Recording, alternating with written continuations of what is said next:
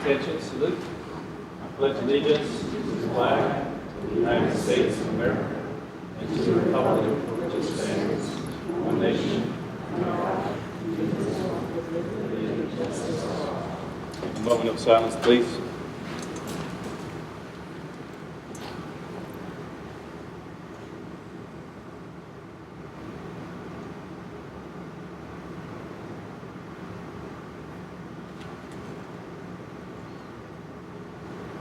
Thank you very much. Welcome to our monthly meeting. We're here to accomplish the business of schools for the sake of our students. We do want to hear from our citizens. There's time for public comment prior to action items on the agenda. There's also a separate section for public comment related specifically to the budget, as this meeting is called a public hearing on the budget. When you rise, if you would identify yourself and your home district. We also ask that your comments are limited to 3 minutes in order to provide equity to all speakers and ensure our meeting is reasonable in length. If you have more information that can be summarized in 3 minutes, please provide leave-behind materials for the board's review. The moderator will ask you to conclude your remarks as time has elapsed. If you have questions during this session, you may ask for clarification from a school board member or a school administrator after the meeting is adjourned. Thank you for coming. Is there a motion to adopt the agenda for this evening? Move. A motion, Mr. Grove. Is there a second? Second from Ms. McCool. Any comment? All in favor, aye? Aye. Aye, opposed, no. And so ordered. And I believe we are about to have a visit from Ms. Ruth Cassette, our student liaison. Ruth, that mic doesn't work very well, so do your best. Yeah, you have to get really close to it, unfortunately. Get that close to it, you're good. Like a rock star. There you go. No pressure. Speak slowly. Got it. Okay. Nice and loud. Thank you. Good evening, esteemed members of the school board. I'm going to try to pull this out so I'm not. Yeah, pull it out. It's a good idea. Woo, there we go. Okay. Great. That's better. Much Good better. evening, esteemed members of the school board, teachers, any staff, friends and family, and anyone else who may be in attendance. So as usual, I'm going to speak on what the recent happenings at the school have been. In regards to sports, spring sports are fully underway. Elementary school, or no, that is middle school baseball and softball have just started. The earlier sports with high school have also been underway for quite a while. Varsity girls basketball ended their season at, I believe, the regional semifinals, or the quarterfinals, not very long ago. They did very well. Our indoor track team went states, I believe, on Wednesday and Thursday. Unfortunately, I do not have those results yet, but I'm sure that they did very well. I know that we had if I believe correctly, 3 students who individually made states as well as the overall team. And yes, I'm sure they did very well. That is all that I have for sports, unlike a lot that I had last time. So I'm going to switch to the happenings, the events that have gone on with our Leo Club, our National Honor Society, and the FFA. So as for Leo, I have been informed by the president of Leo Club, Anna Brown, that she will be heading an effort to participate in a road cleanup with the rest of the club. So I'm sure that will go very well, be a very good contribution to our community that I'm sure of. As for our National Honor Society, we did our coffee cart earlier last month. We are still working on, ideas for a fabric blankets project that we can do in collaboration with more members of the community. But other than that, our activities will be continuing as normal. And then for FFA, our Future Farmers of America chapter, we had our Spirit Week not too long ago and the Ag Olympics, which I heard were a very great success. In addition, there was also a cutest pet competition that was sort of a fundraiser for FFA, and everybody loved that. I learned that the first 3 spots were taken by, the first 3 winners were a cow, a chicken, and a corgi. Not what I was expecting as pets, but it works nonetheless, and apparently they're very cute. Aside from FFA, so that's all that I have for clubs, but aside from that, there was a sort of club almost. It's called the Pathways Academy that Miss Jenny Capsa has been heading. It's an opportunity for sophomores, juniors, and seniors to learn life skills and a bit of transitions to help to ease into adulthood. Those spots have been completely filled within a few weeks, and I'm certain that the participants are very much looking forward to that. So that's going to be good. We had our February Trade of the Month meeting, which is a meeting once monthly. I believe it's the first Thursday or Friday of every month, which is, well, it happened in March, but it was supposed to be February. It was with a plumber from Laurel Ridge, so to help inform the students about local trades that they can go into if they're interested, and that went quite well. There was also an interest meeting for Color Guard. I did not attend, but I heard that many people did find it very interesting, and they plan on doing it next year. And so that's all that's happened recently, and there's a bunch of things that are being planned to happen soon. So firstly, our prom committee, which is largely comprised of the class of 2026, we are starting to really gear up, get things moving for prom this year, which will be occurring on the evening of April 26th, 2025. There we go. Other things, our senior trip for our seniors will be next week, I believe, from the 16th to the 22nd or the 23rd. The seniors are very excited for that. I believe it's a cruise? Yeah. Yes, a cruise to, I believe, the Bahamas, somewhere in the Caribbean, so that'll be very fun for them. As many of you might know or might not, Dr. Boynton, she's been having meetings with her student advisory committee to help get student thoughts about this year, what she'd like to implement with our help about next year, and we've had many meetings recently, and so that was very helpful. And let's see, yearbooks. So yearbooks are now beginning to be bought, and they're on sale. Ms. Platt has been sort of heading that up, and as far as I know, those sales have also been going quite well. And last but not least, in preparation for next year, the class scheduling for the rising seniors has begun, and as far as I've heard from Ms. Pond, that has also been going very well. Good. So that is all that I have. Do any of you have any questions for me? Any questions? I just wanted to tell you that I've been in touch with folks from Headwaters for After School, and Yes. it might be that NHS folks could help with refurbishing the painting of the maps that are on the playground. That could be a good project to work on. Did you say the maps? NHS, yeah. Okay. I'll make a note of that. Yes, thank you. That could be a really good Okay. activity. It's fun to work with the younger kids. Okay, yes, I'll let Ms. Cooper, the sponsor of NHS, I'll Yeah. let her know that. Thank you. Yeah. Anybody else? All right, very informative. Thank Thank you, you. Ms. Collette. Thank you. Next thing on the agenda is a resolution, and this is the retiree resolution. I don't have it. Is it here? Yes.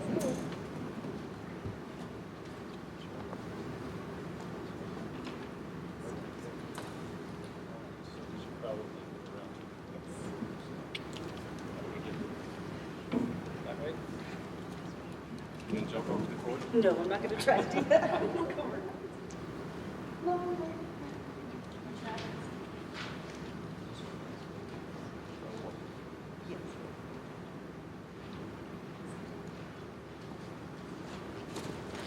All right.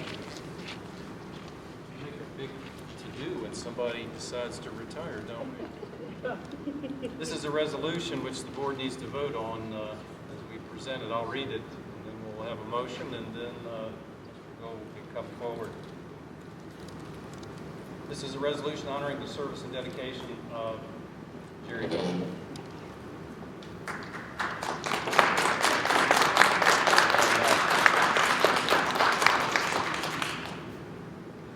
Whereas Jerry Goebel has served as a dedicated bus driver for 13 years, transporting students safely to and from school, extracurricular activities, and events with care, professionalism, and dedication.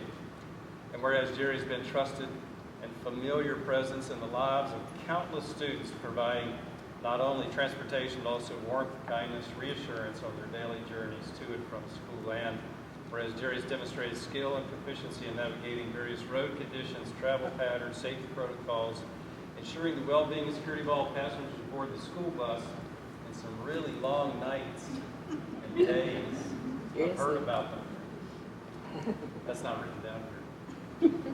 And whereas he has served as a teacher and trainer of bus drivers, contributed to the growth of the workforce and recruitment of skilled drivers in Rappahannock County, and whereas he has played a vital role in fostering positive relationships with students and parents, school staff, serving as an ambassador for the school district within the community. Therefore, it be hereby resolved by the Rappahannock County School Board that the appreciation of the citizens of Rappahannock County, members of the board, staff, and administration be expressed to Jerry Goble for the contributions he has made to the schools of the district and the community, and that this expression of appreciation and gratitude be made part of the permanent records of our county, and that a copy of the resolution be presented to him by the Board of Education tonight. So this is Jerry Goble.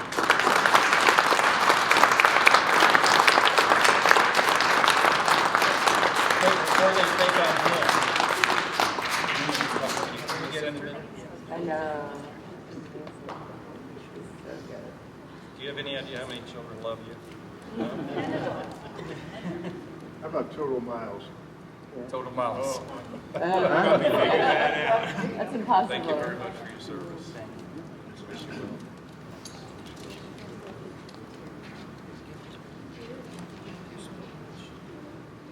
That all was logbook?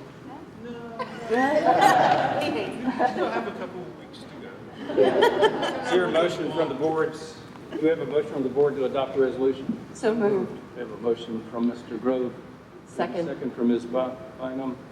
All in favor, aye? Aye. Looks like it was unanimous. Here, you can keep it. Motion carries. Thank you, Jerry. Great. We had made a decision at the last meeting, and we have a motion. Now, we had decided at the last meeting the best thing to do with this is called the VSBA Business Honor Roll. And it's a presentation that is made sometimes annually.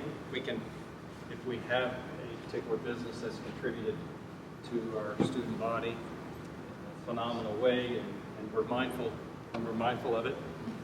The 2025 resolution says, whereas the public schools and local businesses are an integral part of this community, whereas many local businesses play a crucial role in supporting our schools, whereas the economic health of our community, state, and nation depends on a strong public school system, and whereas collaboration between local public schools and local businesses strengthens schools and business communities alike by providing a well-trained and highly educated workforce. Whereas an excellent public school system is vital to the quality of life in this community and fundamental to preserving a strong democratic society now and in the future. This is a really good one to read during budget season. Don't you think? Therefore, be it resolved that the Rappahannock County School Board names the Rural America Preservation Foundation to the 2025 Virginia School Board Association Business Honor Roll, showing appreciation for the firm's ongoing support for this community's public schools. Your work has aided this community in focusing on the goal of providing the best public schools we can for every child who attends them, adopted this day. Did we already have the motion on this? We have a motion, so moved. We have a motion, Mr. Rubin. Is there a second? Second, Ms. McCool. All in favor, aye? Aye. Aye. Opposed, no? So ordered. So the Rural American Preservation Foundation. We can present. We present it?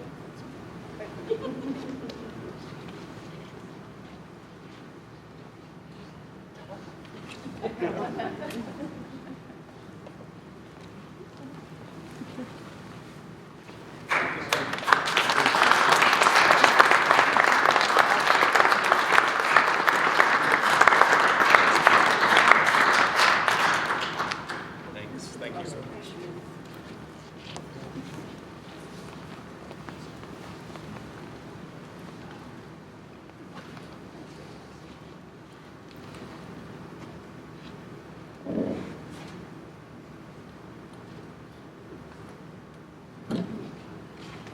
There is a list of donations which I've been given, which totals in the past month $1,830.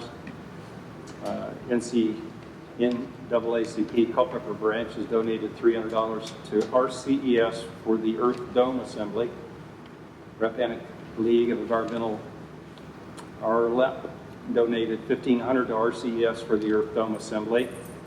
Michelle Cross donated $30 towards the RCES fourth grade field trip to Jamestown, and we'll approve these donations with a letter of appreciation during the consent agenda. Is there a motion to adopt the minutes from our February 18th meeting? So moved. We have a motion from Ms. McCool. Is there a second? Second. Second, Ms. Bynum. Is there any comment? All in favor, aye? Aye. Opposed, no. So moved. Mr. Grove, had you had opportunity to review the bills? I have, and everything seems to be in order.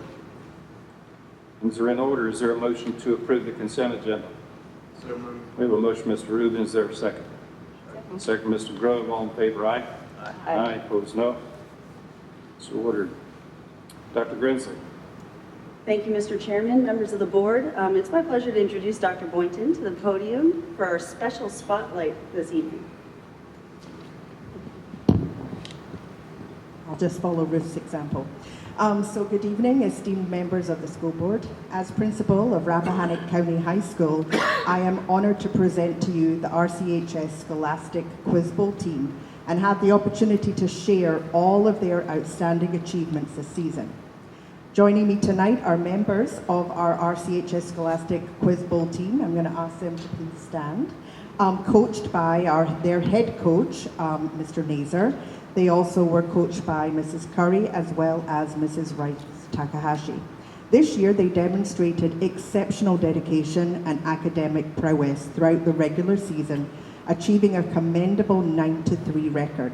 They navigated the highly competitive Bull Run district, facing only 2 A schools, a testament to the team's ability to compete at a high level.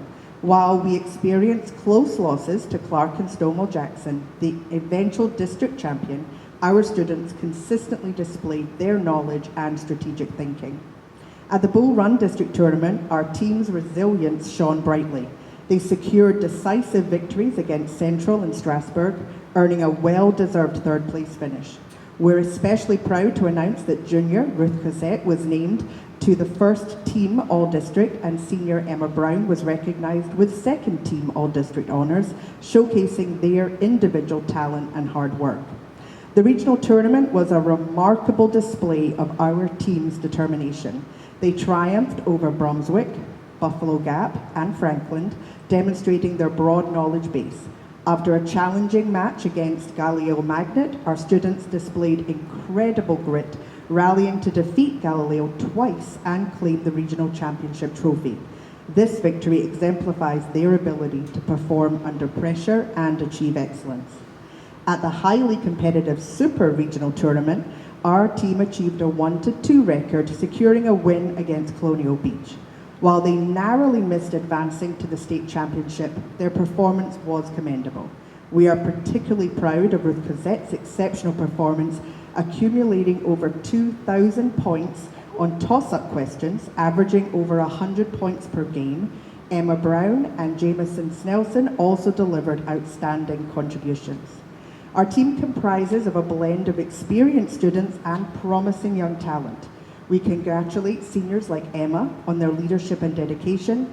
We are also excited about the potential of juniors like Ruth and Jameson, and our talented 8th grade members, Frederick Purnell, Riley Arndt, Kylie Deal, and Zach Wilkinson.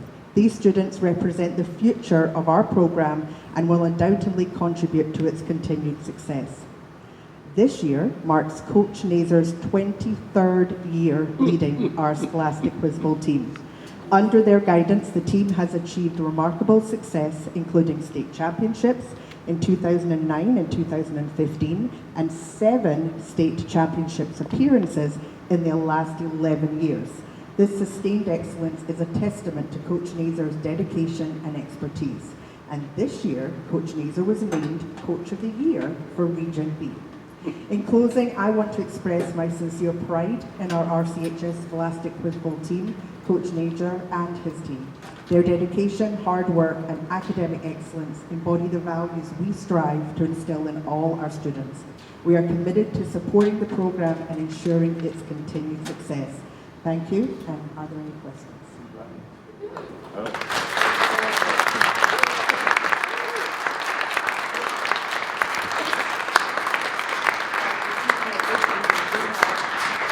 Some presentation of medals and plaques for the team. So if you all want to come on up, we'll make sure you flip it. So I see the one medal. There's more. Oh, there though. They're over there. They're over there. Right. Ready? Come around. I can't jump over. On that action. These are for the students, right? Yeah, these are for the students. Yeah. they're for the students, yeah. No, I think that they're for you guys, I'm sure. I don't need one. I didn't answer some questions. Thank you so much. Although I do feel smarter because you got it. Yeah.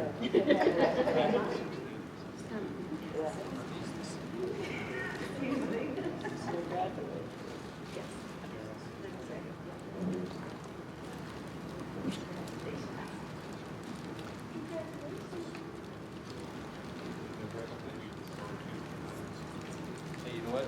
One thing that'd be good to do, well done. One thing you should do is take this trophy like it's the. What? Like, hold up like this. That'd be good. That'd be And we'll get a picture. Yeah. Come on, Kyle, you got Your it. head, dude.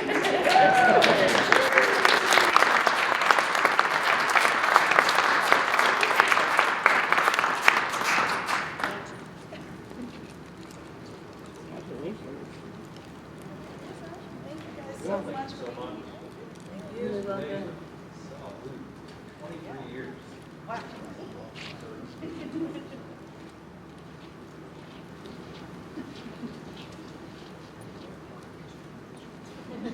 The plaque, yeah.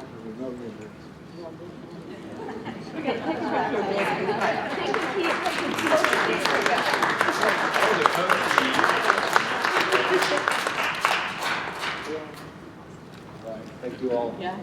Good job. Awesome, Tom. Thank you for being here. Now, don't, young people, don't feel constrained or embarrassed if you need to slip out. We understand. And it's okay. It's okay. We qualify. Anyone's business. You are excused. If I did homework, I'd be out. Back to school tomorrow. Thank you for coming. He starts to draw. He is. He'll be official on the 27th, so, yeah. Look out for it. Have a good night. Thank you, Mr. Mazer. Good group. Well, I can clean out a room, can't I? All right. Okay. Are we ready, Mr. Chairman? I think we're for the ready. Next item? Okay. The next item is 4.2, Removing Barriers Micro Grant. Back in, I want to say September, Dr. Boynton and I discussed this grant that was being released by the Department of Education when the research and executive order was coming out about cell phone use in high schools especially. So we had written this grant at the time about yonder pouches and helping to secure cell phones and not knowing exactly what would materialize.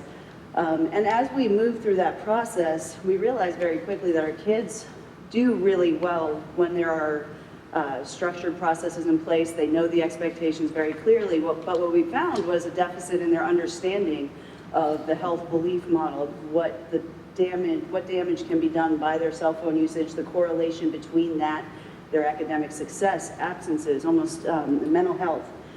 So we shifted gears with the help of Commit to Be Fit to launch a pilot program, the Digital Detox Challenge that we did as a community in the fall. Now this spring, we are launching a digital detox program for the students where we collect information about students' actual screen time usage, what percent are they online, how much is active, how much is passive, the correlation between each of those and how they perform. So it's taken on much more of an educational view rather than just a, secure it because I said so kind of model. So anyway, we found out just a couple of weeks ago that we did receive this grant. So I sat in on and we have to spend it very soon. It's $10,000? $10,600 is the amount. However, in a grant webinar I sat in last week, I said, well, things look a lot different now than they did in September when we originally wrote this. Is it okay if we shift gears and do this thing that we want to support rather than, just the Yonder pouches? And especially also, Yonder is smart about supply and demand, and their prices have gone quite astronomically high since all the schools in Virginia are trying to buy them right now. Our money could go a lot further if we really focus in on that and help our students learn how to responsibly use their cell phones. And they're not going to go away when they leave our doors. They're going to graduate with having to use them. So we should prepare them for that as an educational institution and do our best to educate about that. So they said yes, that's okay. But I do need board approval tonight. This will be an action item later, and a signature page needs to be signed so I can upload that to DOE so we can expend the funds. And we're going to expend them on training activities for young people. Yeah, it's outlined in that budget narrative. There's different activities. There's a large family engagement component that we're hooking into the family engagement night at the elementary school for educational workshops for parents as well. And also the Commit to Be Fit is about to launch the bigger challenge for classes and students to compete to reduce their screen time for pretty neat prizes too. And I'm sure we'll need to report how we spent the money, Of right? course. And that it's good for us to document that because it could, once the pouches fail to do the task that they were originally purchased to do, a lot of school districts will be trying to figure out what an alternative is, and this could be their path, right? So, Copyrighted. yeah, good. Excellent. Okay, item 4.3 is the superintendent's proposed budget. I will first introduce Stacy Witt, our Chief Financial Officer, to go through some of the highlights. This was a bit challenging, and she will cover this in her report. We got thrown quite a few curveballs this year that made it difficult to, try to keep our budget more frugal than, we have in the past 8 years. We have tried to do that as best we can, but this year we've had quite a few things to deal with that were larger than others. So, Stacy, let me pull up your presentation.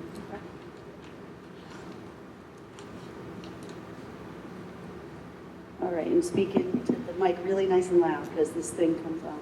Got it. You ready? Ready. Okay. Good evening.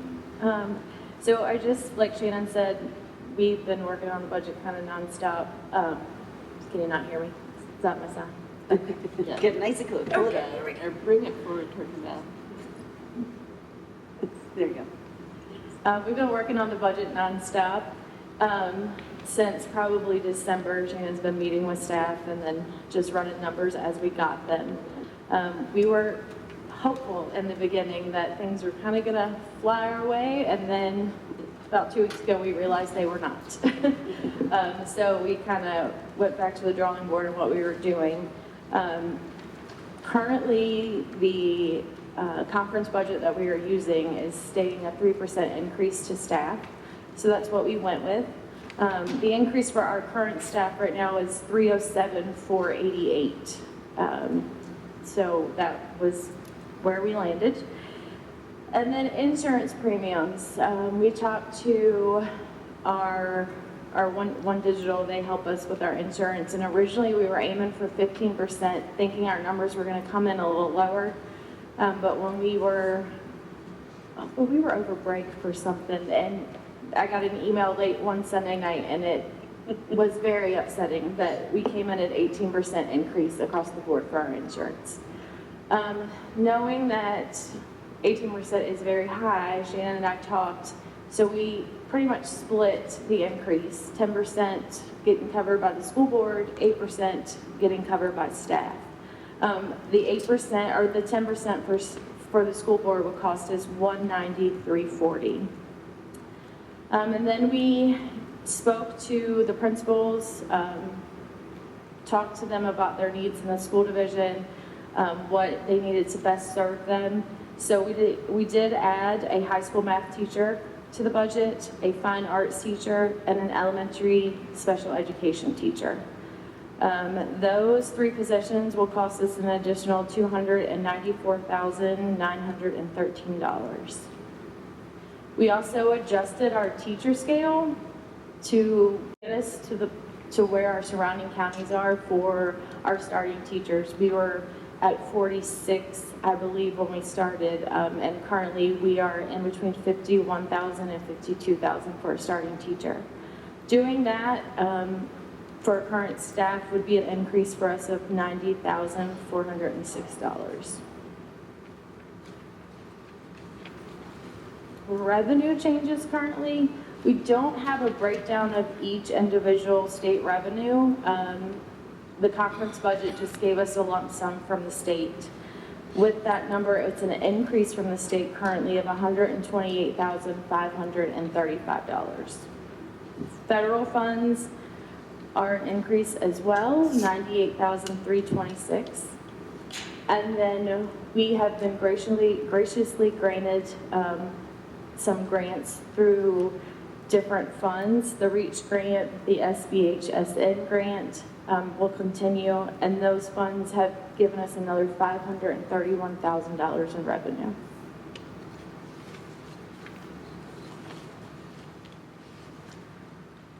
Additional changes in the budget. This year we decided to include a bus purchase in hopes to get us back on the right track since we haven't been able to do that for the last couple of years. We had to increase our maintenance buildings and sewer and water lines. We get an increase from them every year and from anywhere from 5 to 8%. So we had to include that as well.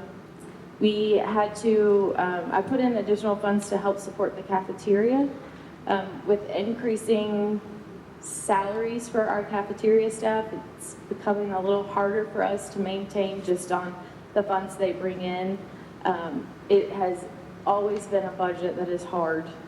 So including more from us has just given us a little extra room there in case we have something crazy happening. And then we had to increase our technology and software lines. And then I just broke down the differences in our expenses and our revenues for each operational line in our budget.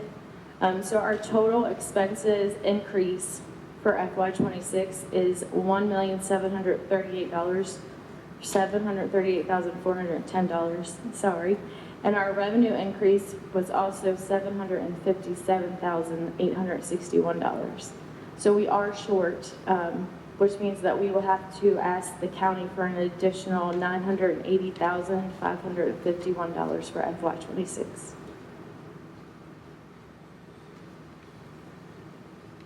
It's a little depressing.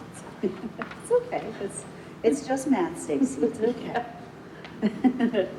All right. So that's the highlight and the overview of the changes we had to make.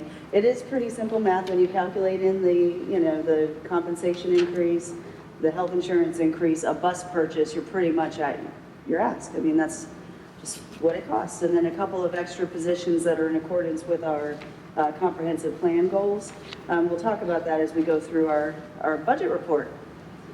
So this year's budget report follows a similar format to those in previous years, so I'm going to try to take you through it pretty quickly. The front matter pretty much stays the same every year because our budget is the guiding force behind the strategic goals that we're trying to accomplish. Those are outlined in our Road to Remarkable comprehensive plan.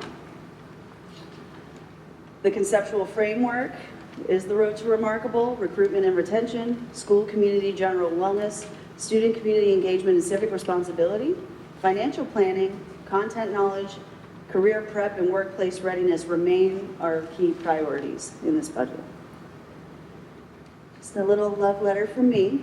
We are very blessed to serve in this amazing community that has been so supportive.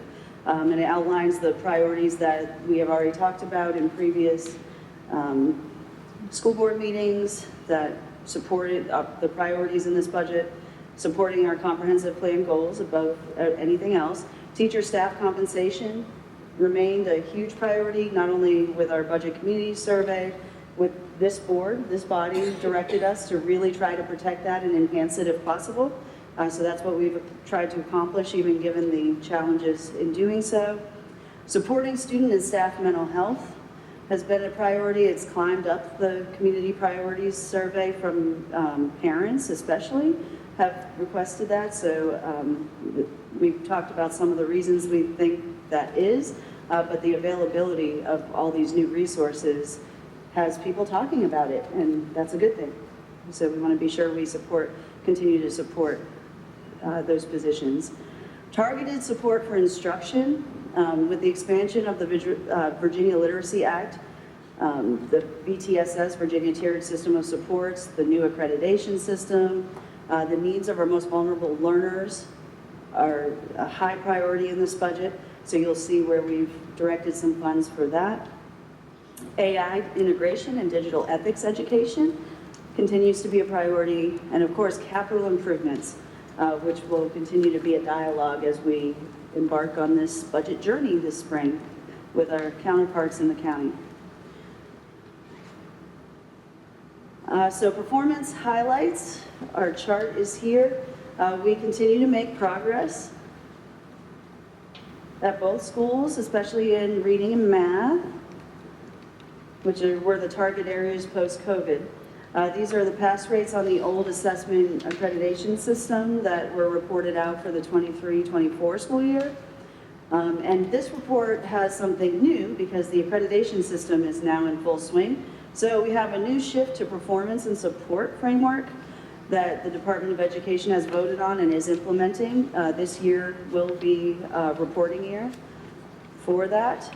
So the way this works is they've sort of taken a bifurcated system of accreditation and performance and tried to put it together in a way that would make sense to really tell the story of a school district, how they're performing around mastery, growth, and readiness, with the added component of graduation at the high school level.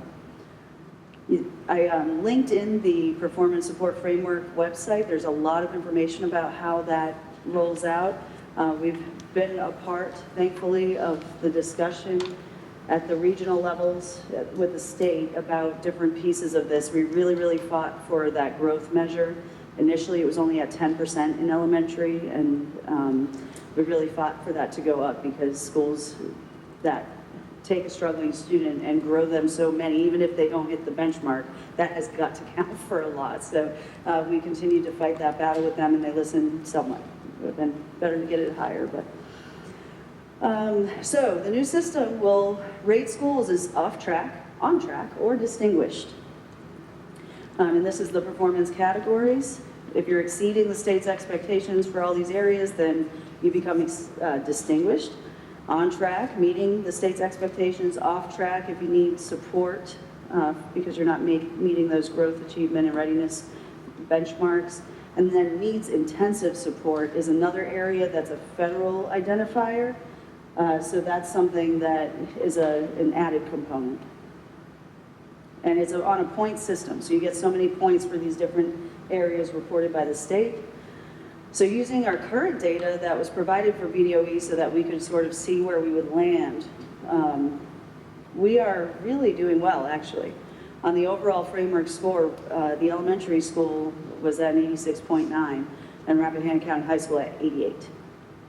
So on the new system, we are looking really close to distinguished. Mm-hmm. All right, and then a quick summary of our demographics. Enrollment, 799 students enrolled. Demographics are there. And remember, we talk about the difference between enrollment every year and what average daily membership is. The ADM is always lower than your actual enrollment because it does not include your preschoolers, those who are outside of the physical building that you're still responsible for their scholastic record and their education. So that's why they can differ. And you can see a summary of the way that looks on this chart that I included in my budget building blocks presentation back in January or February. It all blends together during budget time. So you can see we're steadily coming up a little bit with our enrollment and our average daily membership. That's a good thing. More students means more support. So The only parameter of the equation we can have any impact on. That's right. So we do want more students, yes. So the way revenue works, of course, we talk about standards of quality and basic aid. So the state provides regular staffing support through basic aid, which is a formula that is really inequitable for Rappahannock County in a lot of ways, and this is why SIFT has been so active in trying to get the state to understand how we are so uniquely disadvantaged by this. But you can see here just a quick snapshot of support and non-personal staff that SOQ funds. So it's such a minute piece of prevailing costs, not just for us, I mean, across the board. That's why there's been a lot of effort on removing the support cap on support positions, because it looks similar to this in the calculation tools for a lot of districts, but uniquely to us because it also runs through that local composite index. So what you think you're getting from here, it still hits you again for your support staff.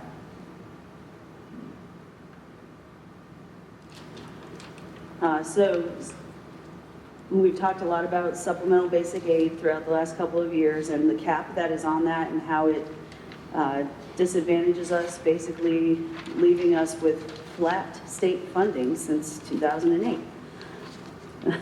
Fiscal year 14 graph shows how when there is more basic aid coming in, it supplants your supplemental basic aid. So that's why you have that flat line, which makes it really difficult to fund the innovations that we would love to and the services for our students, but even just basic operations, like getting school buses and doing capital improvements and those things. So it has caused us to be very, very creative and collaborative with our county and work on figuring out how we can solve these issues. So SIFT back in 2020 was formed, and I know you know all about our our adventures there.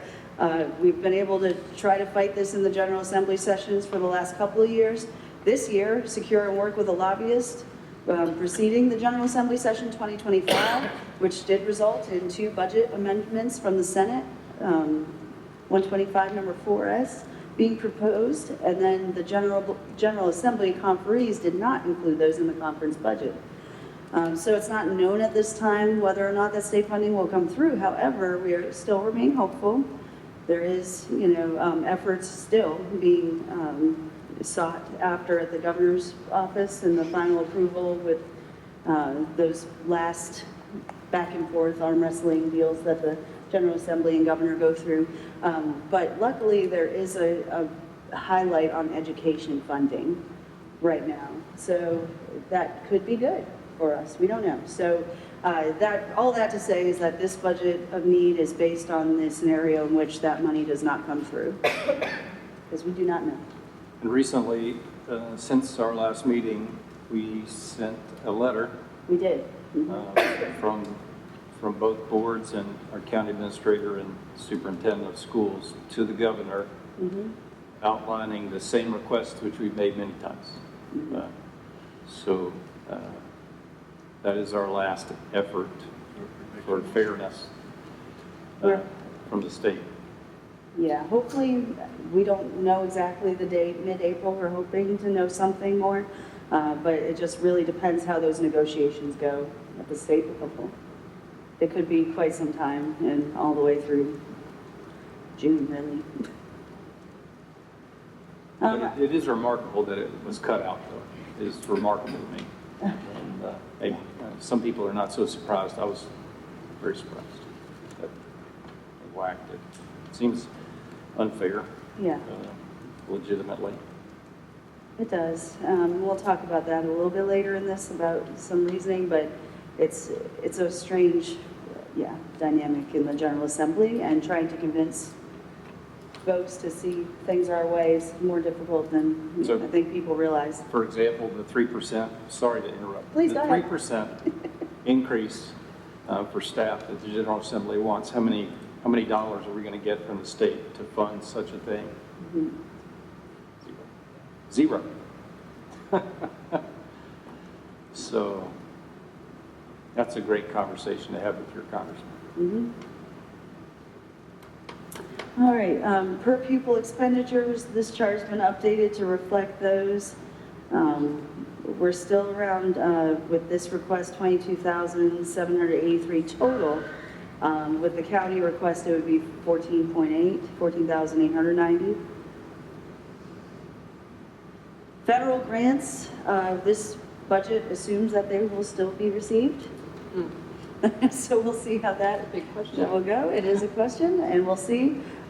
We have not had any official sources telling us that we are not going to receive those. So we have to go with the information we have at the time of budget development. And that includes your title programs, your Individuals with Disabilities Act funding, your IDEA special education flow-through, and special education preschool. And also your Carl D. Perkins CTE money comes through the feds. So that makes up the chunk of the federal monies that we receive. What's the total on that? What's the number? The total in this budget that we're looking at is right on the front. $892,273. Right.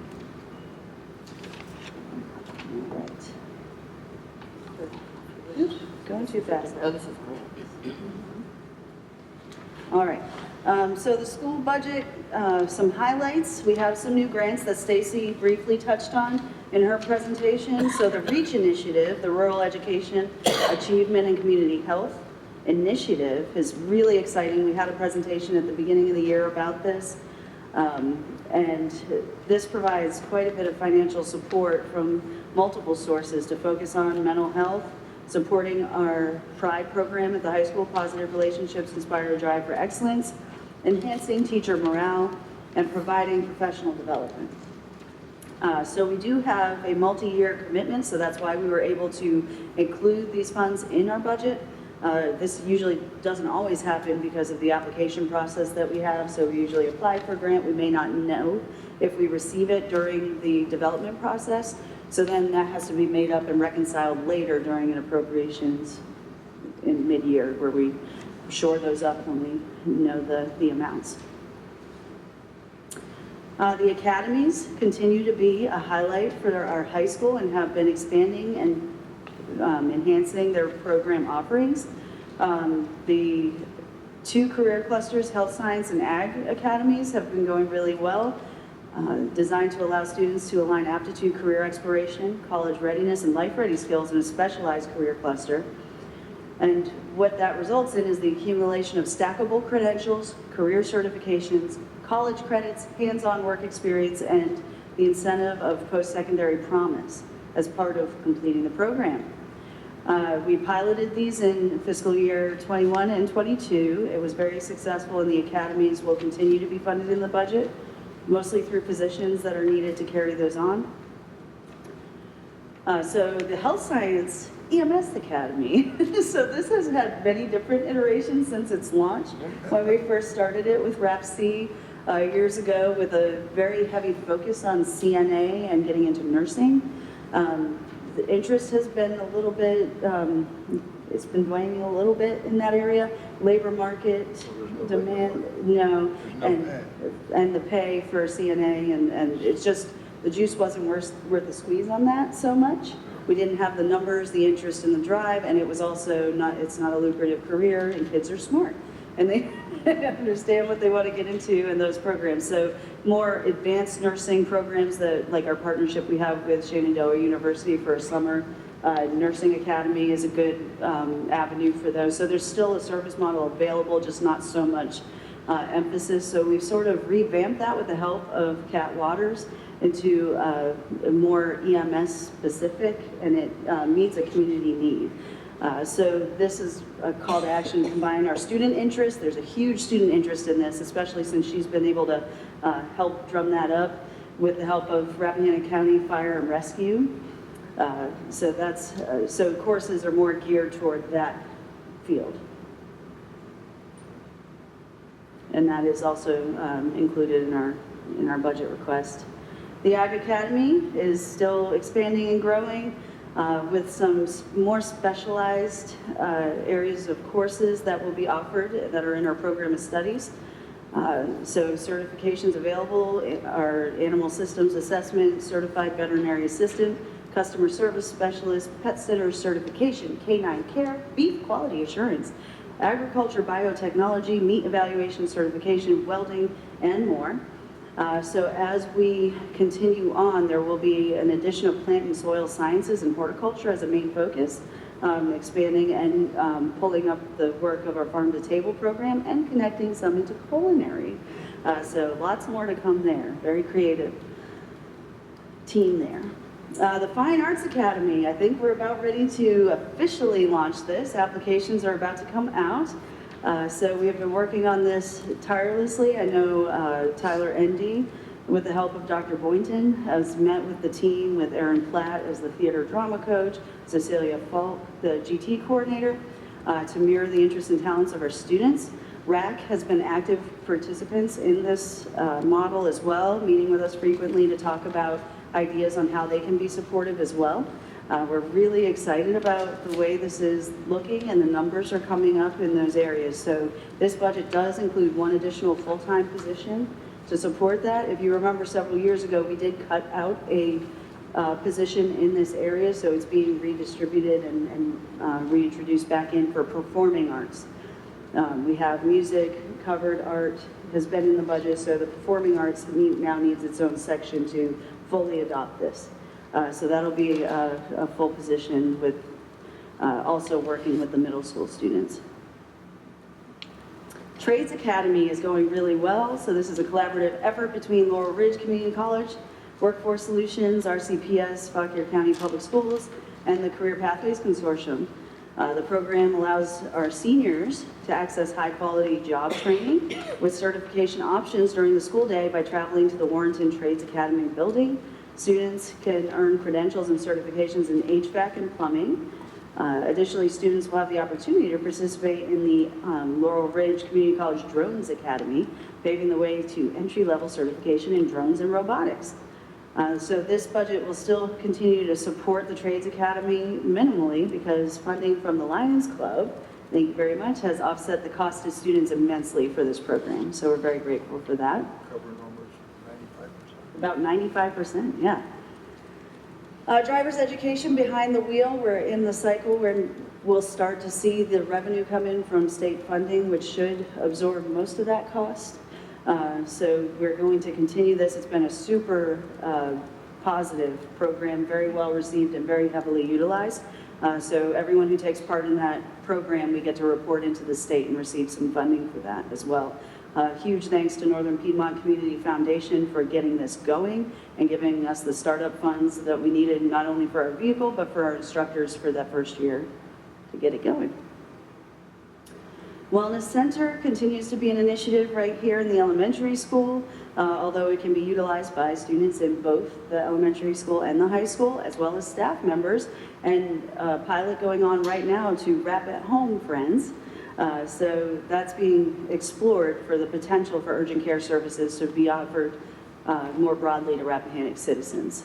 It's letting us know a lot about the pro forma of what that would be for providers, as well as the technology and the access issues. So that'll be interesting to see how that turns out.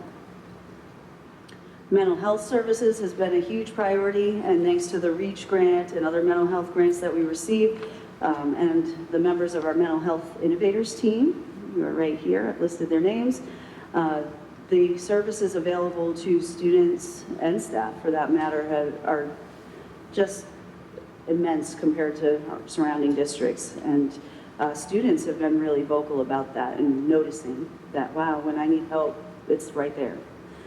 So that's coming across in some of our evaluation work. We're going through an extensive evaluation of these services.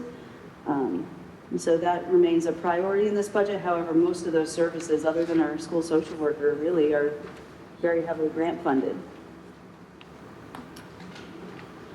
So the next page is our review of previous budget cycles, what the county contribution looks like relative to the entire budget. And at the bottom of the chart, you know, if supplemental basic aid cap is lifted, we'll be in a much better position with our requests, and we wouldn't really seek much more from the county. It would cover what we need. Now, that wouldn't include some of the capital improvement things that we've been talking about, like the roof and bus replacement schedule, but those are things we'll need to continue to work out with the county as we move forward into work sessions. And then this document goes into the full budget structure, how it is all broken out. So you can see dollar for dollar how much of the dollar bill percentage makes up each of these categories. It is the same budget structure across the state. Okay, so every school district uses these same categories. And you can see the bulk, of course, is instruction for a school budget, as it should be. That includes all your compensation and benefits, all your instructional staff, materials, supplies, textbooks, your substitutes, all those things that support classroom instruction. And then other pieces under that include guidance, homebound, improvement of instruction, media, and office of the principal. That's a big bulk of the budget. Then admin, attendance, and health. Those are the board services, executive admin services. And some of those expense in the proposed, like you'll see executive administrative services, a lot of that is because the REACH grant services and salaries need to go through there. So if people see a big, oh my gosh, your executive administration services go up, that's because those people are placed in those categories and the expenditure is contingent upon that revenue. So that's why you see it that way. So no, they didn't go in and give Shannon Grimsley a huge $400,000 raise, I promise. Although if you want to. But it flows, it's just a flow through, it's a flow through number. Exactly, it's pass-through money. Mm-hmm. And then transportation category, here you'll see that big increase because we did include the purchase of the bus. One bus, yeah, we put one in. We're trying to use the infrastructure modernization state funding for that. We get $200,000. That is still in our revenue projections, and it does not look like that will be pulled out. A bus is 135,000? 165. 165. Every year you wait, it keeps going up. 165,000. Yes. Just want to make sure we get that out there. And we decided that in our last conversation last year, that 65 passenger was the best for the money when we compared all of those things. So those are the ones we look at and price out. There is a 6-month lead time that we have to give the company to be able to turn those buses around. So in talks with the county and the county administration, we've been talking about looking at this fiscal year if there's any way we can try to get that going. And they've been very supportive and collaborative and at least brainstorming with us creative ways that we might be able to do that. Operations and maintenance, Stacy mentioned some of the increases there that we had to deal with. And you can see where we took the bus purchase. So the $200,000 usually in capital improvement and just facilities. We're using that for a bus purchase, so that's why it was reduced to just the $35,000 to support the capital improvement plan. That's why we're going to need to work as a separate item with more of the capital improvement stuff with the county, which we've been discussing for a while. You all brought it up at your joint meeting too, is probably the preferable way to go to continue those conversations.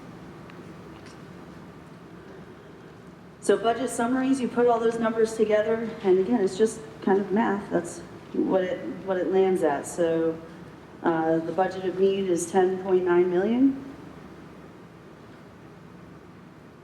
From the county contribution, $980,000 over previous year. So the grand total is a $16.7 million budget. Yeah. So some notable adjustments. Stacy did hit this in her overview, 3% from the state. So the latest General Assembly continues to hold that 3% increase. Remaining competitive with surrounding districts, you saw the rankings that we did.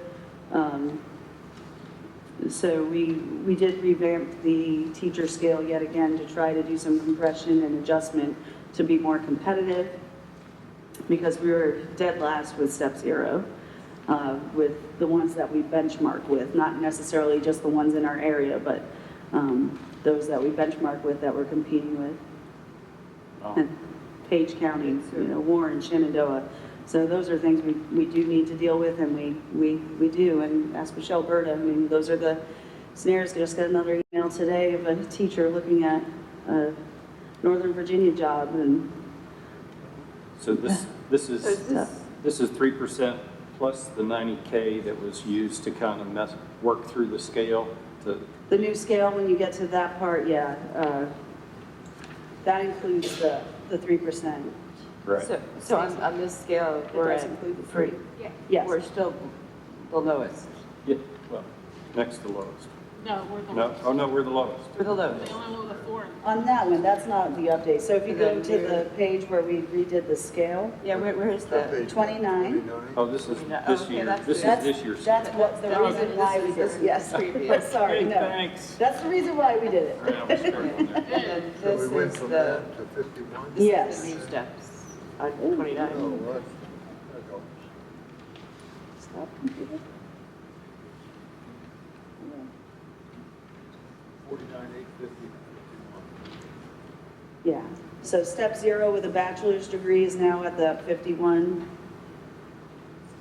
Right, but we don't have the numbers from the surrounding counties yet as to what their adjustments are. No, we won't know. Most we're trying to do within that 3 to 5% range, with others who receive a lot of state funding, maybe going for more. However, if you look at the, I think that's on the next page. There's just been a lot of emphasis right here on the next page where you see how much has gone into increasing teacher salary and standards of quality scales over the years. I know when I first moved here and worked here, we had a salary freeze for quite a few years. I want to say it was like 6 or 7 years. So it's been a long And we only time. had one scale. And just one scale. And so Have a that's been master's really scale, problematic for retaining teachers. But as you can see, a lot of effort from the state level in trying to get teacher salaries at national average or above. But with Rappahannock, that's really difficult to keep up with, and also a huge reason why you've seen our budget increase over time. You're looking right here at 21% increase over the last 5 years? So, yeah. So that's tough when you don't receive much state help, and the locality is responsible for doing that. Is there any way to compare cost of living to salary? Compare cost of living to salary? Well, it was mentioned in our In our- work session that 52,000 is the workable wage. I don't have the documentation to support that, but that was sort of also an item that we can use in labor marketing. Living wage, but also benchmarking to the median around us. That's what you're competing with. That's what the market looks like. But we'll take our. I think the only one that was above living wages was Page. They came in above their living wage. Page County came up above living wage. Yeah. I think that was the only one. So that's something we deal with, and that's not a new challenge that we face here. But something to bring up also, the General Assembly conference budget as it stands right now includes a $1,000 standards of quality bonus for staff effective June 1st, 2025. So that's in this fiscal year. So as we're talking to our county administration about that, we'll need to request an appropriation if we hope to provide this bonus.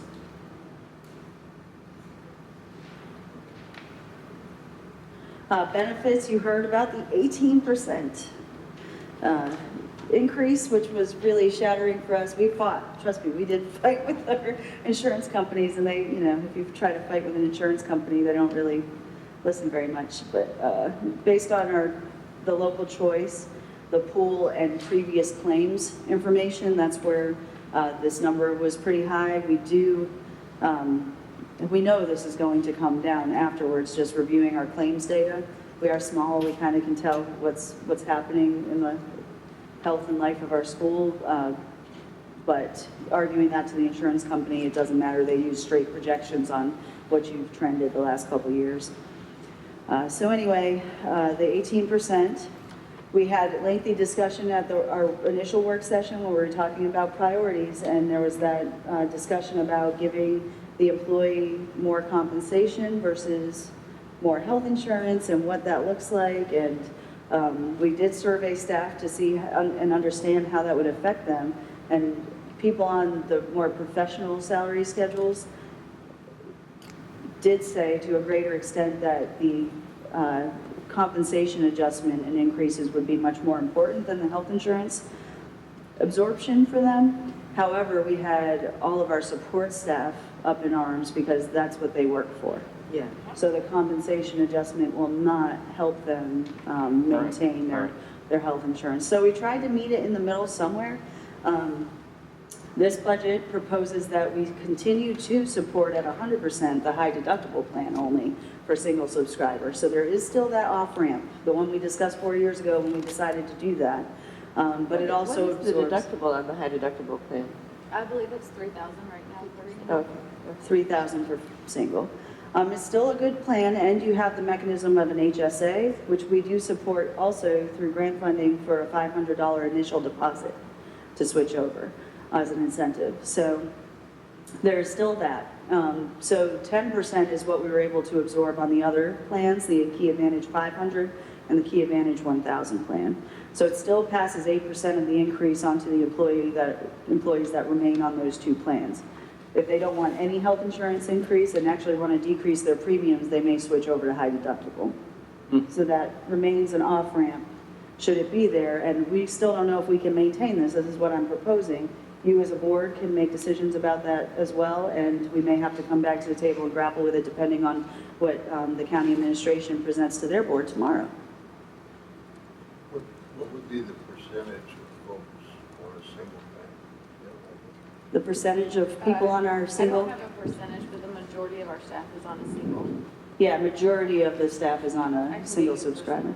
The majority of staff's on single. The majority is single, yeah. So they're doing single, and then the spouse will have some other.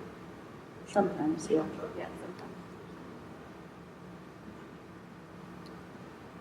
sometimes. So we'll continue to focus on employee health and wellness and commit to be fit and our other initiatives. Staff physical and mental health are huge priorities for us. This is what the rates look like with that scenario I just discussed, where the school board is absorbing 10% on Key Advantage 500 as well as the 1,000. High deductible will continue to be a zero cost to the single subscriber. And you can see what those premiums look like, and these are for the month, not on our biweekly pay rate. So they're still very affordable in our opinion, looking at some of the other plans. So this is what those would look like as it stands right now.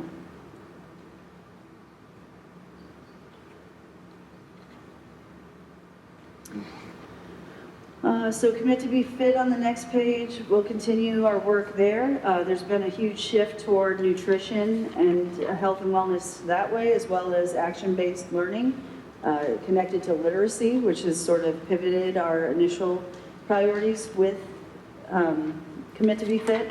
And also our Fit Kids Clinic falls under the Commit to be Fit umbrella with our clinic here, our wellness clinic. So over the years, you can see the amounts that the Path Foundation has supported this program, $3.2 million since fiscal year 17. So we're very grateful for those funds. Transportation, the schedule for replacement is here listed. So we will work to try to keep up with this as we move forward and talk to the county about trying to stay to the one bus per year schedule. That will update our fleet regularly without falling into a deficit later where we have to scramble to try to get 6 or 7 at a time. The details about all of these things we talked about at length at last year's joint meeting, and I included the link again to that Optimizing the Fleet presentation. So there's the information comparing those costs and what's been happening with transportation.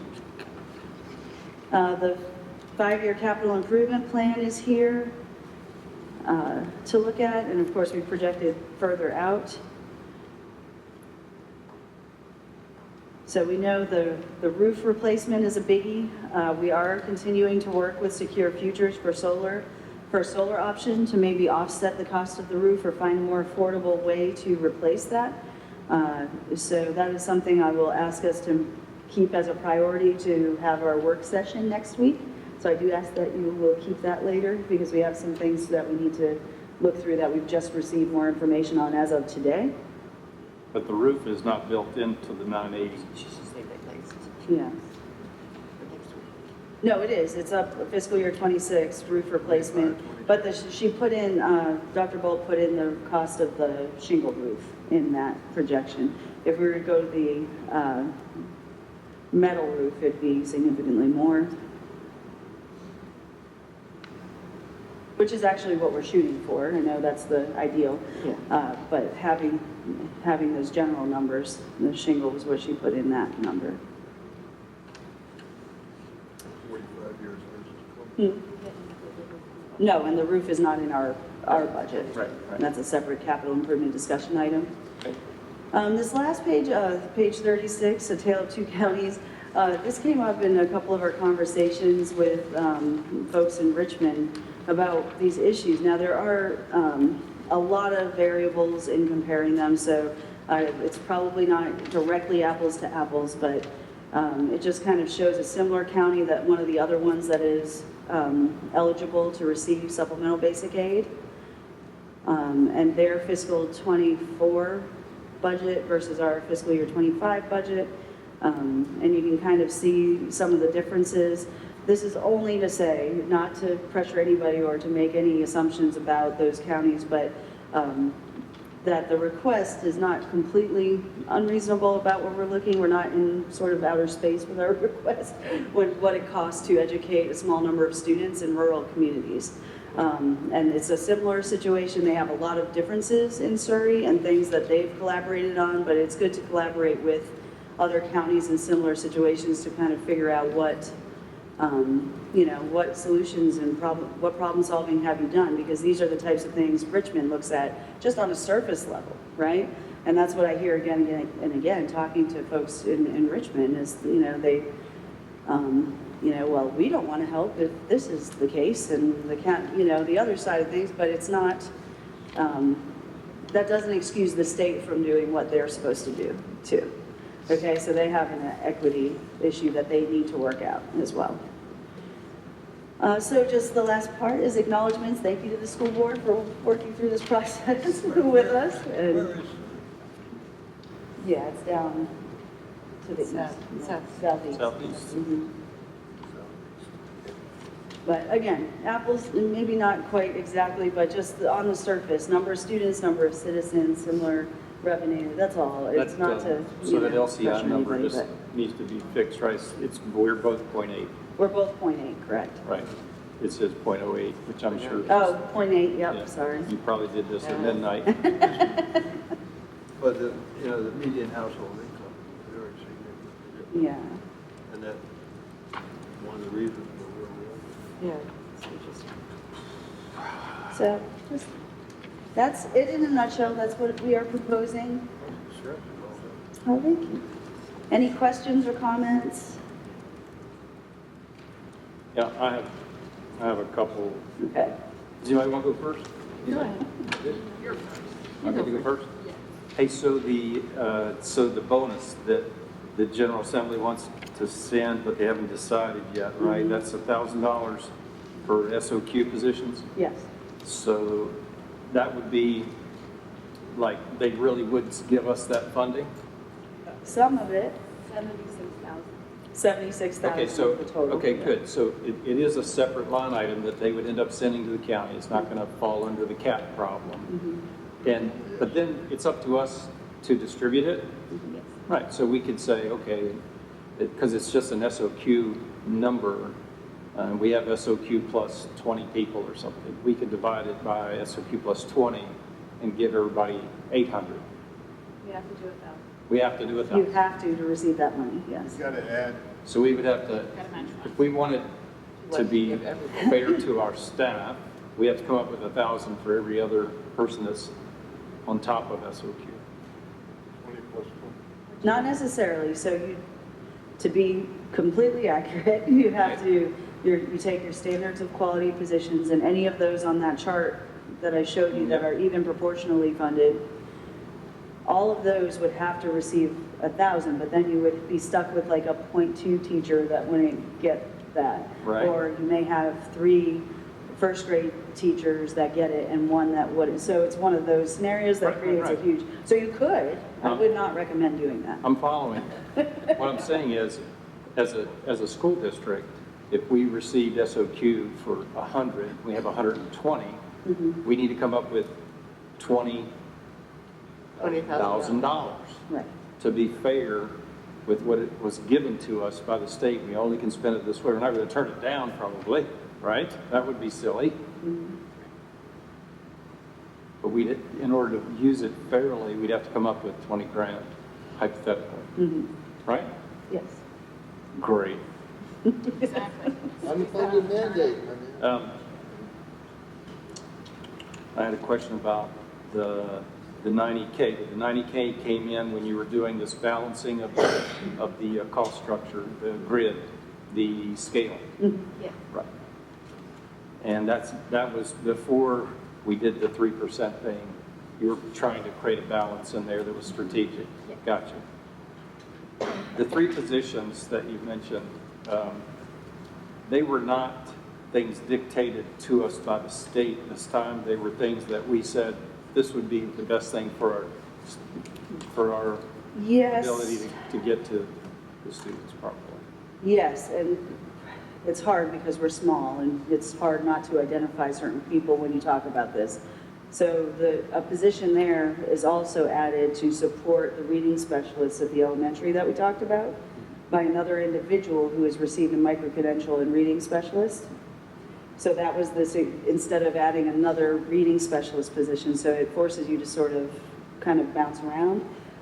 With our numbers, the numbers do not support a full-time added reading specialist. In fact, at the middle school level with the expansion of Virginia Literacy Act, they say the state thinks you can have 1 reading specialist to serve 1,100 kids.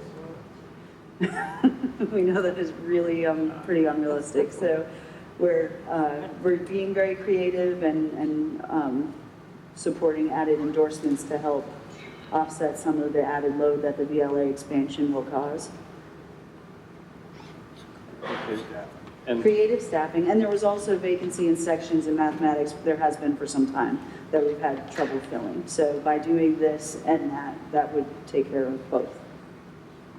okay, and only because I'm trying to make sure I didn't miss something. The bus, the request for the 165K for the bus is built in to the 980. Yes. Yeah. It is.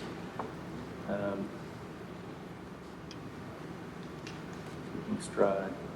And the insurance. So by the time, so you said a majority of the people will, so the percentage of the health insurance that we're rolling to the employee, the single subscriber is going to then start to have to compensate, have to start contributing. Single subscriber has been contributing for the last few years. So this is the high deductible single subscriber that does not. Oh, it's just the high deductible. Yes. Okay. So we're able to leave that one alone. High deductible was left alone. Okay. It was our Key Advantage 500 and 1,000. And the majority of our staff are on the Key Advantage 500, so they could even jump to the 1,000 plan, which is the exact same plan, just $500 more than deductible, and they will see a savings there as well. Yeah. So they do have some options. So maintaining those options for staff, not much difference between the 500 and 1,000. I'm repeating so people can hear. And that gives also another off-ramp, Right. you know, for the high deductible. And you have options as well. I mean, to do away with that idea, not do the 10%.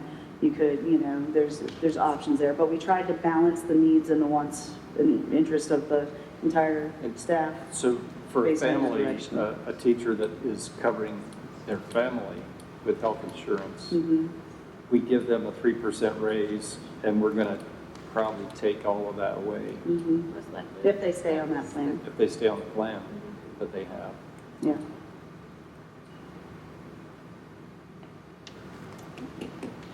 What does a percent cost us? So, 1% for salary increase, each 1% costs around 100K? about 75,000 per This is, percent. it's 300K for 3%. Yeah. 300K is So about 3%. 100 in our That- step. We had, well, yeah, I'll look into that one. Yeah, with the adjustment in the step. But yeah, basically a good benchmark is about 75,000 for, yeah. and that's total FICA. Yeah. Right. So, very dramatic difference, I know. Yeah.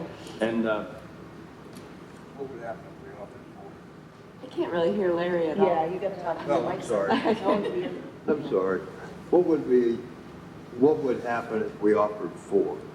It would be 900 and some odd thousand, right? 4%. If we offered 4%. We get close to another 400,000. Pardon? About 400,000, it'd be close to that number.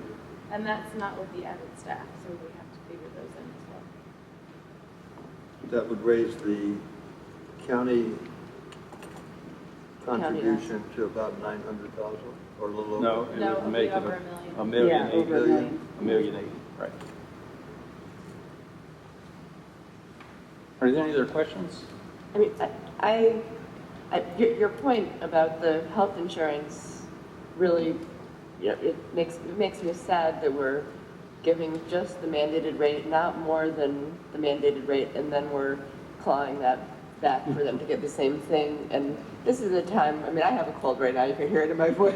This is a time when there's a lot of people who are, I mean, for one thing, you know, you go to the grocery store, costs are higher, you know, inflation is on the rise. I just feel like it's not a good time for us as a board not to at least ask a little bit above the mandate.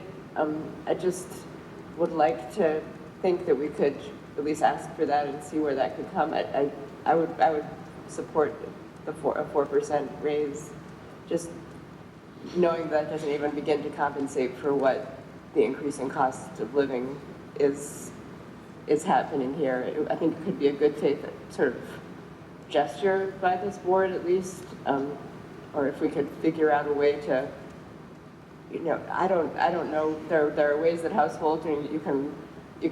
We used to lease buses sometimes. I don't know if that could save on our bottom line or something like that. I'm not, unfortunately. If we could find that just that 1%, I would feel a lot more comfortable with that ask. I know that everybody's tightening their belts, but I would love to find that.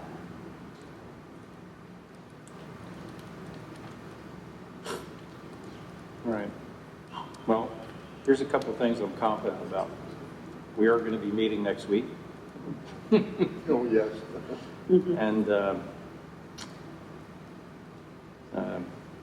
I'm confident that we have an obligation as a board to share the requirements that are laid before us with the supervisors, and then we do the best we can with whatever the result is. But this is a huge ask. We have an obligation to listen to the public, because I'm sure once the newspaper prints that we're asking for an additional $1 million, it's an 8% increase over our current budget, bottom line. I'm sure that'll get everybody's attention. The phone's going to start ringing. It's our obligation to listen. It's our obligation to prioritize. But certainly that work is going to happen after we get a response from the supervisors. I'm really happy that the ADM's increasing. It's increasing because people see what's going on here, and that there's a quality that they can find here, and we have to know that that it's an attraction. So to everyone in leadership that has planned, I appreciate that greatly. To those that deliver every day where the rubber meets the road, I appreciate that,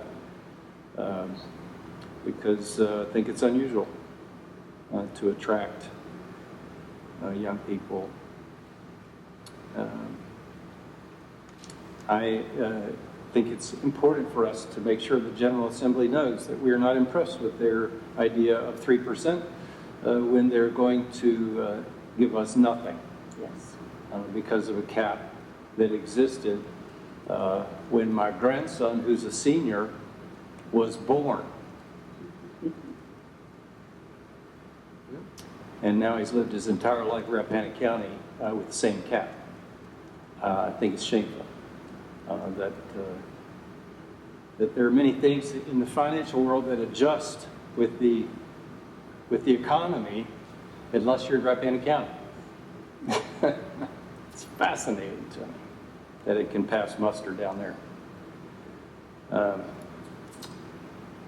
Enough about that.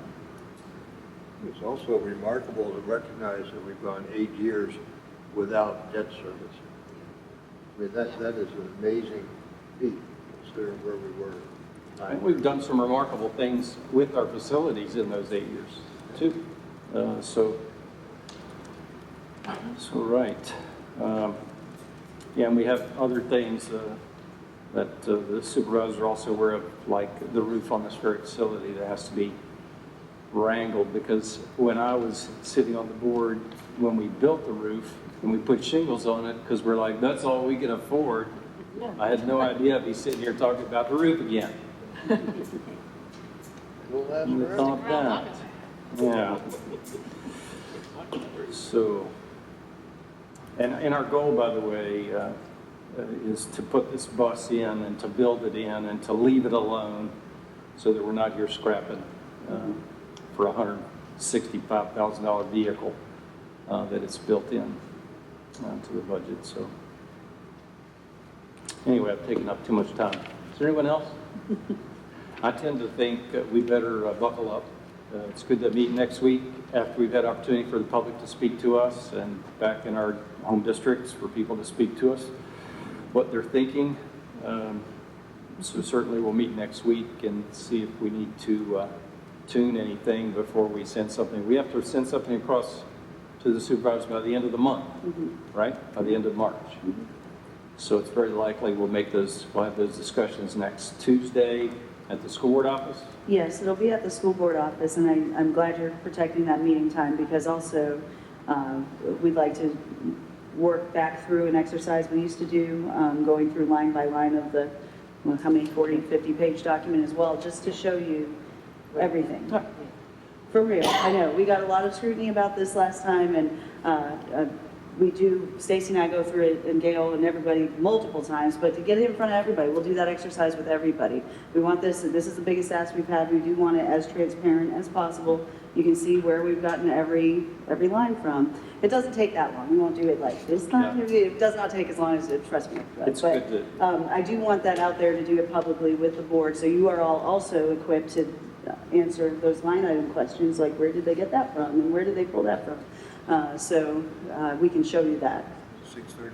Yeah, I would say just point of note too, this budget, in the budget document, it's public information, and more than in the last 25 years, it is pinned down, it is very transparent, there's nothing hiding in there, nothing that Doge would find with AI.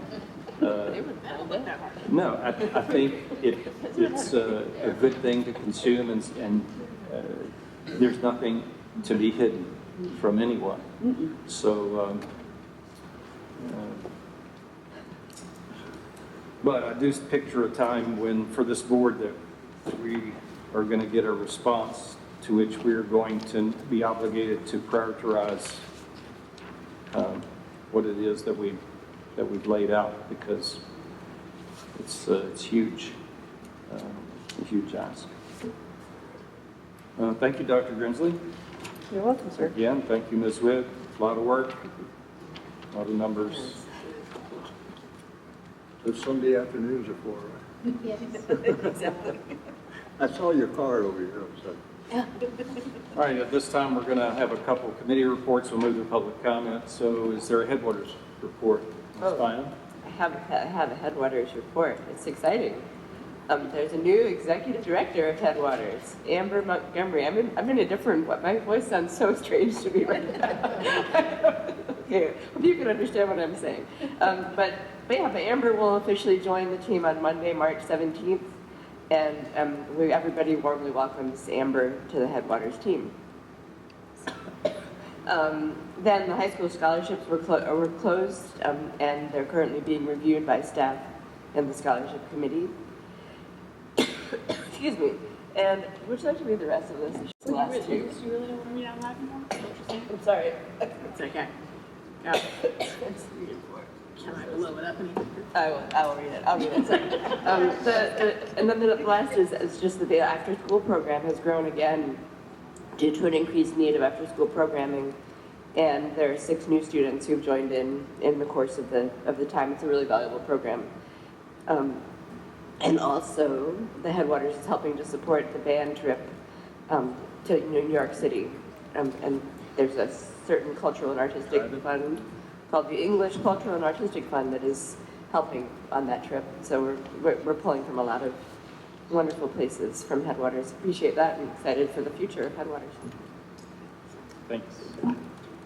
Thanks. Is there an MVGS report this evening? Yeah, we met via Zoom because it was nasty across the mountain. Basically, we've talked about developing the budget and trying to figure out a way to reduce the tuition for individual school systems. That's kind of what we looked at. You mean like tuition like across the board for all the school divisions? No. Tuition for students going to I can't hear you, Larry. I'm sorry. I'm sorry, I'll try it again. We're trying to reduce the tuition, or use some funds to reduce the tuition per seat at governor's school for school systems. Okay. That make sense? Yep. I mean, we have 6 seats and we pay so much. Gotcha. And all that, basically what we talked Yeah, a review of the budget and the health of the MVGS budget. It is a set-aside amount that's a regional contribution pool. So there is some contingency funding that we were talking about, some much-needed capital needs as some things are going on at Laurel Ridge, at Middletown campus especially, and also the holding harmless subdivisions with an increase in tuition, using those funds to offset that for the following year. All right. Good, thanks. All right, moving on to public comment. If anybody would like to address the board this evening on a generic topic other than the budget. Yeah, we're going to do generic first. May I have a generic comment for the board this evening?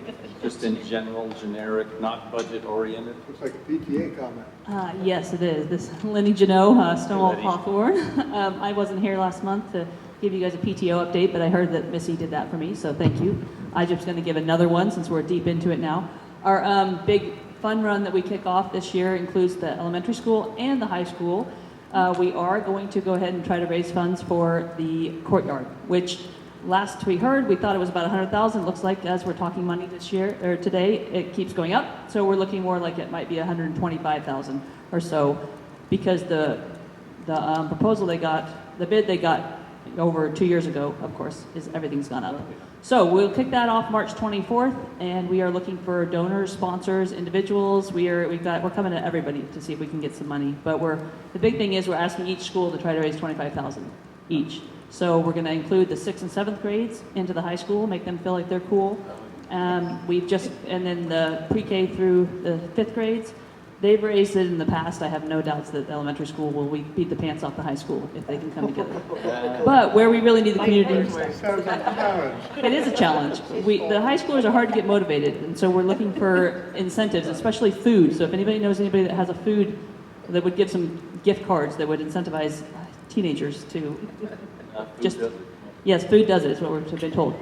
We just finished a shirt. All the shirts, you guys should be all getting one in a few weeks. The shirts have every single staff and school board and students' names on the backs of them. Just so it's been quite an ordeal, we realized.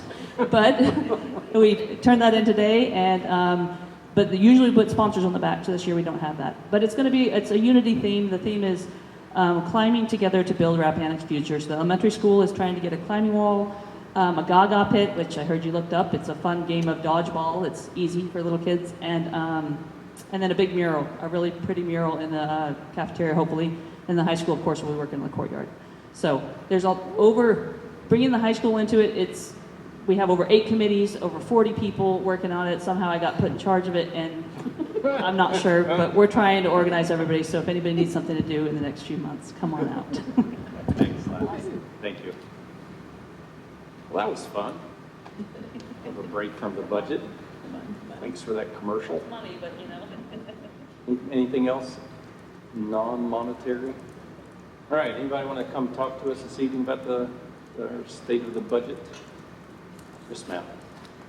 I'm Steph Ritter from the Wakefield District. This budget is really lean. I don't see where you can cut anything. I tend to agree with Rachel that a 4% increase would be a good idea. I realize that may not be really welcomed by the Board of Supervisors. The other thing, there's got to be somebody we can be in touch with about getting the cap lifted. Should we write the governor's office?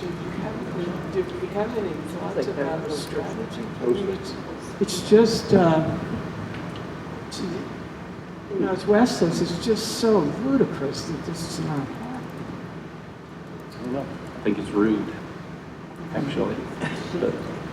But also, I just don't know how you could, the most important thing going on in the county is public schools. So I think we should all do what we can to make sure that budget gets passed. Thank you, Steph.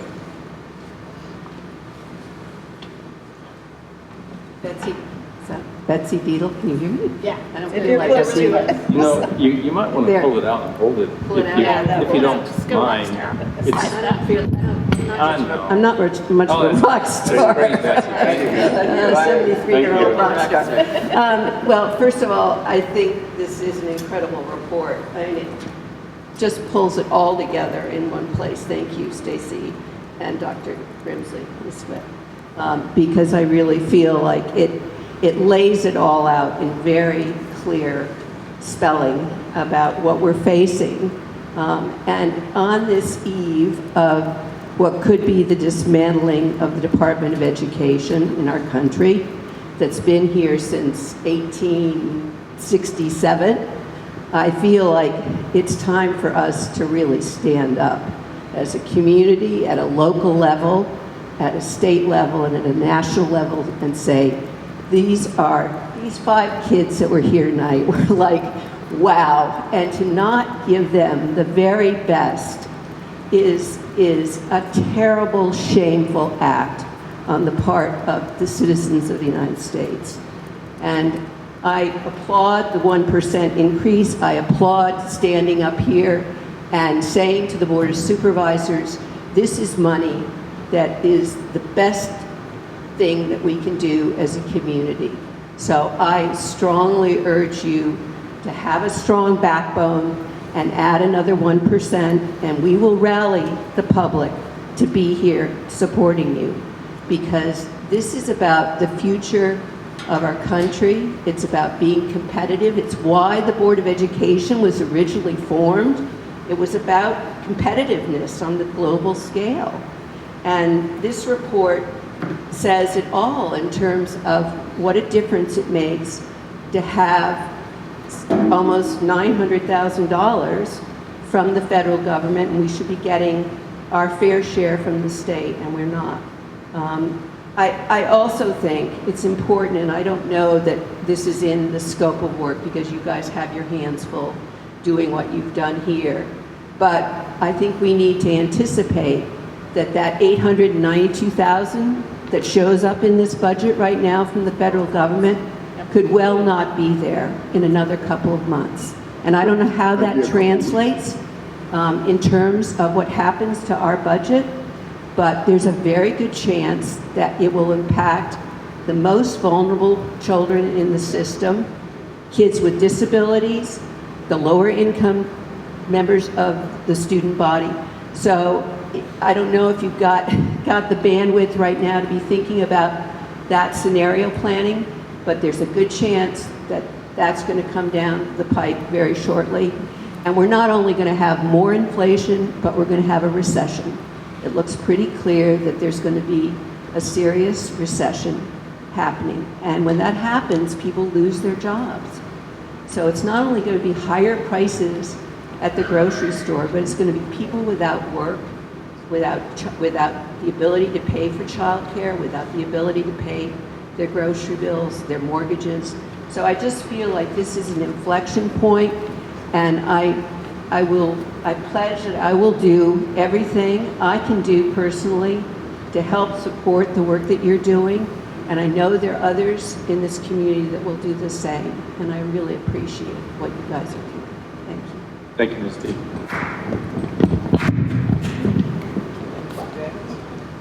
Is there anyone else that would like to speak to the board this evening?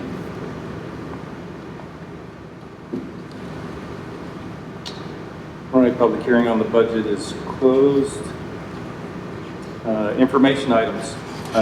Is there any other discussion about superintendent's budget that the board would like to make this evening? It's an excellent document. It always is, and this is even more clear with the additional information that you've included. I know it doesn't just happen, so we appreciate that. A lot of efforts put into it to educate, and that's what I appreciate the most. There's a reason for everything in there. Larry said there's a reason for everything in there, in case you didn't know.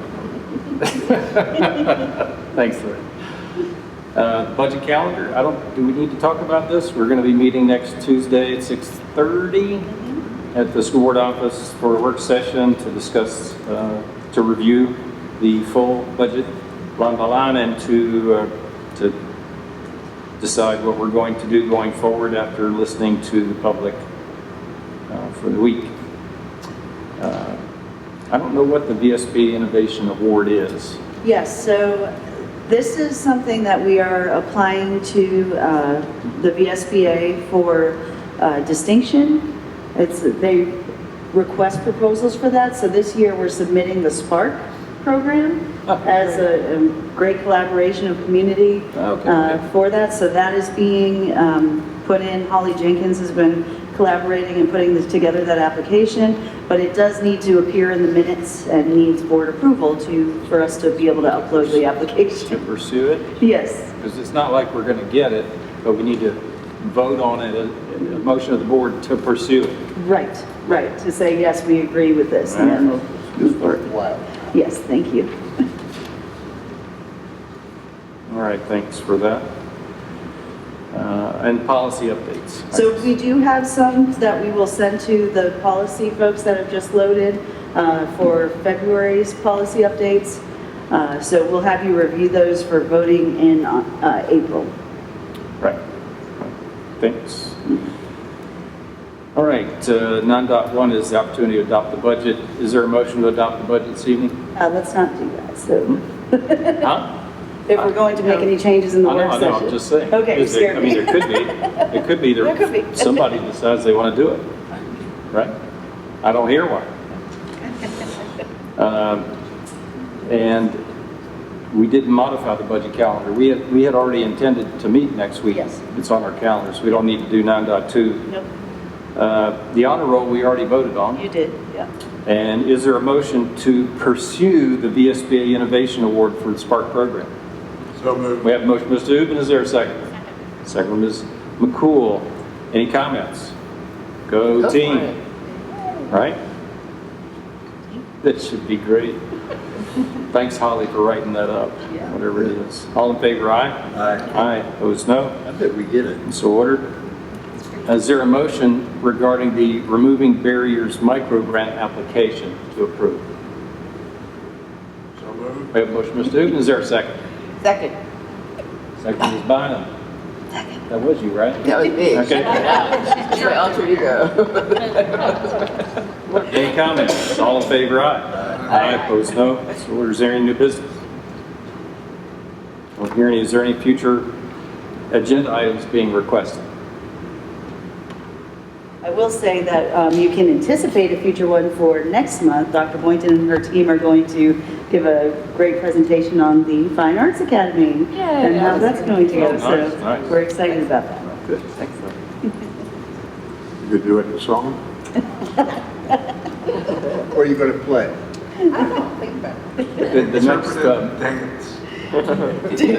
The next regularly scheduled school board meeting is April the 8th. And we'll be back in the library at the high school. And of course, our meeting next Tuesday on the budget. Work session, is there a motion to go into closed session? There is. I move the board convene in closed session for the following purposes. Discuss and consider the appointment of staff for classified and coaching positions and discussion of the superintendent's roles pursuant to Virginia Code, Section 2.2, 3711A1.